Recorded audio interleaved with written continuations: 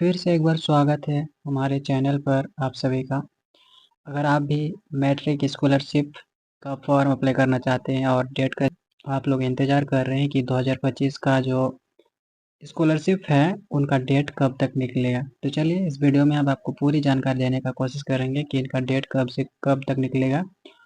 आज हम बात करेंगे कि अप्लाई कब शुरू होगा, यानी कि डेट कब निकलेगा मैट्रिक स्कॉलरशिप का। उसके बाद इसमें कौन-कौन अप्लाई कर सकेंगे।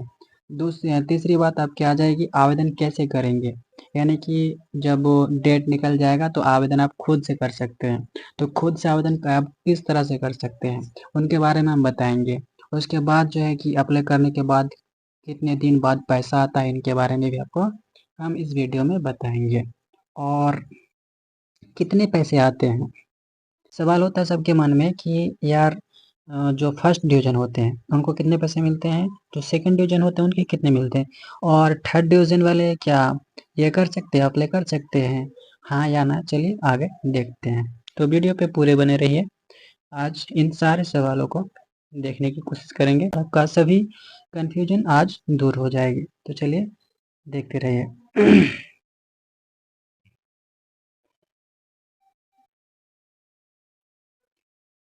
सबसे पहले बात करते हैं तारीख की, यानी कि किस डेट को डेट कब निकलेगा। तो अगर पिछली ये देखें, यानी कि 2023 की डेट देखें, तो उसमें जो है कि 14 जुलाई 2023 को शुरू हो गया था फॉर्म भरना, और उनका अंतिम तिथि था 30 सितंबर 2023। तो यानी कि लगभग एग्ज़ाम होने से, जैसे कि मार्च महीना में लगभग सबका रिजल्ट आ ही जाता है, और मार्च महीने का आने के बाद लगभग जुलाई, मार्च, अप्रैल, मई, जून, जुलाई, यानी 3 से 4 महीना के बाद ही आपका रिजल्ट, यानी कि रिजल्ट आने के 3 से 4 महीना के बाद, रिजल्ट आने के बाद ही वो फॉर्म अप्लाई शुरू हो जाता है। और जबकि 2024 में ऐसा नहीं था, कुछ इससे हट के था। तो उसमें 15 अप्रैल को ही हो गया था, यानी कि लगभग 24 या 25 मार्च को जो है बिहार बोर्ड ने मैट्रिक का रिजल्ट जारी कर दिया था। और 15 अप्रैल को उसका ये जो स्कॉलरशिप होता है, यानी कि जो फर्स्ट डिवीज़न किए हैं या सेकंड डिवीज़न किए हैं, उनका पैसा का जो फॉर्म आता है वो 15 अप्रैल को ही शुरू कर दिया था। और इनका अंतिम तिथि जो था वो था 31 जुलाई तक 2024 में। तो इसमें हमको क्या समझ में आया कि इनका जो डेट होता है वो सीमित नहीं होता है। हो सकता है कि वो अप्रैल में, अभी जो आज तारीख कितना हो गया, आज आपका 11 तारीख हो गया, यानी कि 11 अप्रैल हो गया, लेकिन अभी तक कोई नोटिस नहीं आया है कि वो किस प्रकार से इसका कब लिंक खुलेगा या फिर किस प्रकार से आवेदन किया जाएगा। लेकिन ये उम्मीद है कि ये अप्रैल महीना में ही इसका फॉर्म निकल के सामने आ जाएगा।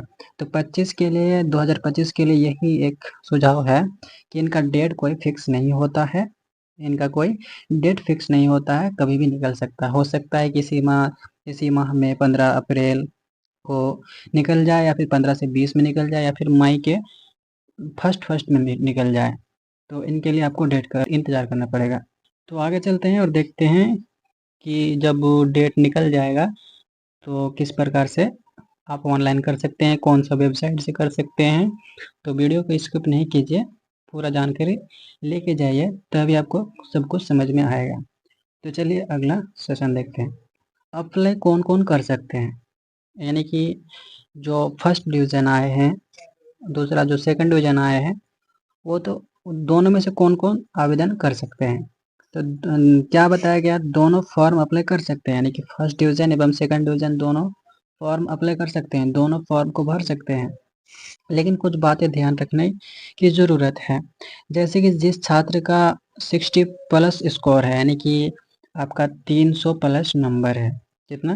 300 प्लस नंबर है, उनको, उस छात्र को फर्स्ट, यानी कि फर्स्ट कैटेगरी में देखा जाता है, यानी कि वो फर्स्ट माना जाता है उनको। और वहीं जिस छात्र का 45% होता है, यानी 45% प्लस होता है, वो सेकंड डिवीज़न होता है। क्या होता है वो? सेकंड डिवीज़न होता है।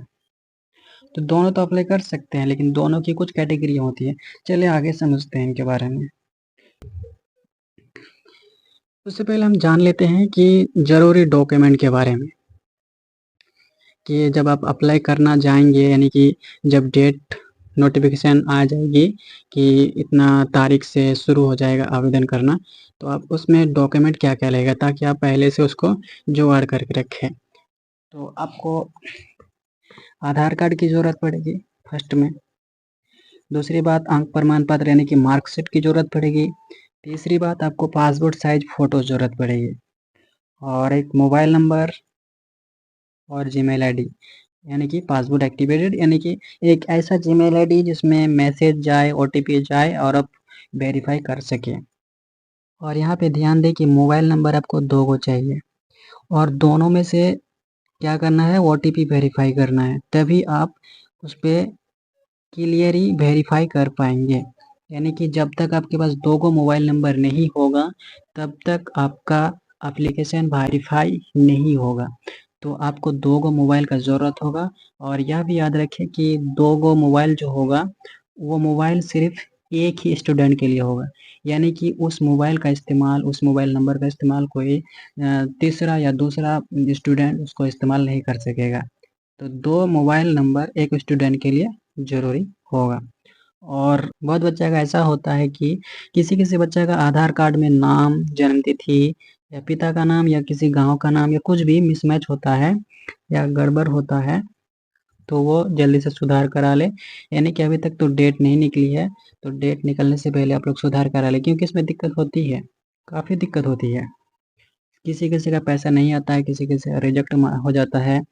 तो आप लोग जो है जिस किसी का भी अगर लगता है कि वो किसी चीज़ में मिसमैच है, तो उसको आप सुधार करा लें। अगर सुधार नहीं होता है, तो हमसे ज़रूर कॉन्टैक्ट कीजिएगा। हम आपको बताएँगे कि किस प्रकार से फॉर्म को अप्लाई कर सकते हैं। तो अब अगला स्टेप देखते हैं। अगला स्टेप है कि आवेदन कैसे करें? यानी कि अब जब फॉर्म आ जाएगा, तो आप आवेदन को कैसे कर सकते हैं? वो भी अपने मोबाइल से, खुद के मोबाइल से आप जो है कि आवेदन कर सकते हैं। किसी के पास आपको जाने की ज़रूरत नहीं है और ये भी बात है कि किसी को कुछ ₹1 तक देने की भी ज़रूरत नहीं है। समझ में आ गया? तो चलिए हम बताते हैं कि किस प्रकार से जब डेट निकलेगा, तो आप खुद से आवेदन कर सकते हैं। तो उसके लिए आपको जाना पड़ेगा ऑफ़िशियल वेबसाइट मेधा सॉफ्ट, याद रखिएगा नाम को। इस वेबसाइट पर आप जाइएगा, इसमें इसमें जाइएगा, इसमें सर्च कीजिएगा गूगल या क्रोम या किसी भी वेबसाइट पर जाइएगा, ये सर्च कीजिएगा मेधा सॉफ्ट, उस पर जाइएगा, उस पे आपको लिंक मिल जाएगा, उसमें से आप कर सकते हैं। अगर इस पर आपको गहराई से वीडियो चाहिए कि किस प्रकार से चाहिए, एकदम दिखा के प्रूव करके, तो उस चीज़ के लिए हम वीडियो बना देंगे। अगर आपको चाहिए तो कमेंट कर दीजिएगा। ठीक। और आगे अगर आपको आपसे नहीं होता है, आप अगर चाहते हैं कि नहीं हम दूसरे से कराएँगे आवेदन कराने के लिए, तो आप जाइए किसी कैफ़े, साइबर कैफ़े के पास या फिर एसएससी यानी कि सॉरी सीएससी आईडी जिसके पास है, वहाँ से जाके आप करा सकते हैं। वहाँ पे आपको हो सकता है 100 या ₹150 ले ले, आप वहाँ से करा सकते हैं। उसके बाद अगर हम बात करें कि पैसे कितने मिलते हैं, क्योंकि ऐसा बार-बार होता है, सब सोचते हैं कि जो फर्स्ट होते हैं उनको कितने मिलते हैं, कन्फ्यूज़ तो सब रहते हैं कि फर्स्ट फर्स्ट वाले को कितना मिलते हैं और सेकंड डिवीज़न को कितना मिलते हैं। तो यहाँ पे स्पष्ट कर देते हैं कि जो फर्स्ट डिवीज़न वाले हैं, उन्हें 10,000 मिलता है और जो सेकंड डिवीज़न है, उन्हें 8,000 मिलता है। लेकिन सेकंड डिवीज़न वाले की कुछ कंडीशन है। अगर आप क्या है, अगर आप एससी क्या चीज़ एससी, एसटी या फिर ईबीसी में आते हैं तो आपका 8,000 आने की संभावना है। लेकिन अगर आप जनरल कैटेगरी में आते हैं, किसमें? जनरल कैटेगरी में आते हैं तो आप इसको भूल जाइए क्योंकि पैसा आपका नहीं आएगा। जनरल कैटेगरी को जो सेकंड डिवीज़न होते हैं उनको नहीं मिलता है, जो फर्स्ट होते हैं उनको मिल जाता है। तो उम्मीद करते हैं कि आप लोगों को बात समझ में आ गई होगी। और तो एससी एसटी वाले इसका फॉर्म भर सकते हैं, जो सेकंड डिवीज़न है उनको पैसा आराम के साथ मिल जाएगा, कोई दिक्कत नहीं होगी। बात रही कि अगर किसी का आधार कार्ड में कुछ मिसमैच है तो सुधार जल्द से जल्द करा लें कहीं जाके, क्योंकि अभी तक डेट नहीं निकली है। आज 11 अप्रैल हो गया है, क्या पता कभी भी इसका डेट निकल सकता है। तो जितना जल्दी हो सके, अगर आपका आधार कार्ड में जैसे नाम कुछ है, एक स्पेलिंग भी आपका गड़बड़ है कहीं पे, यानी कि मार्कशीट में कुछ और आधार में कुछ, तो आपका उसमें पैसा रुक जाएगा। तो इसके लिए आप उसको जल्दी से सुधार करवा लें। क्या करवा लें? सुधार करवा लें। अगर आपका सुधार नहीं होता है तो हमसे कांटेक्ट कीजिए।